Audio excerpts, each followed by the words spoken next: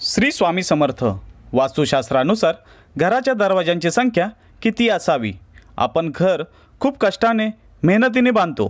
वास्तुशास्त्र माहीत नसल्याने अनेकदा चुकीची दिशा किंवा बांधकाम करतो, त्यामुळे अनेक समस्यांना तोंड द्यावे लागते। त्यातीलच घरामध्ये किती दरवाजे असले पाहिजे हा विषयसुद्धा खूप मोठा आहे। दरवाजानुसार सुद्धा घराची प्रगती सुखदुःख अवलंबून असू शकतात। त्यामुळे घर बांधताना घराला दरवाजे किती असावे व त्यांची दिशा वास्तुशास्त्रानुसार करून घ्या। आज आपण वास्तूमधील दरवाजांची संख्या आणि त्यांचे महत्त्व पाहणार आहोत।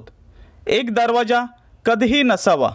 2 दरवाजे शुभ, 3 दरवाजे शत्रुत्वाकडे नेतो, 4 दरवाजे आयुष्य वाढवण्यास मदत होते, 5 दरवाजे घरात रोग येतो, 6 दरवाजे चांगली वृद्धी होते, 7 दरवाजे अपमृत्यू, 8 दरवाजे संपत्तीची वाढ होते, 9 दरवाजे आजारपण येतो, 10 दरवाजे चोरी होण्याची शक्यता, 11 दरवाजे चांगल्याचा नाश होतो, 12 दरवाजे व्यवसायाची वाढ होते, 13 दरवाजे आयुष्यमान कमी करते, 14 दरवाजे संपत्ती वाढवते, 15 दरवाजे चांगल्याचा नाश होतो।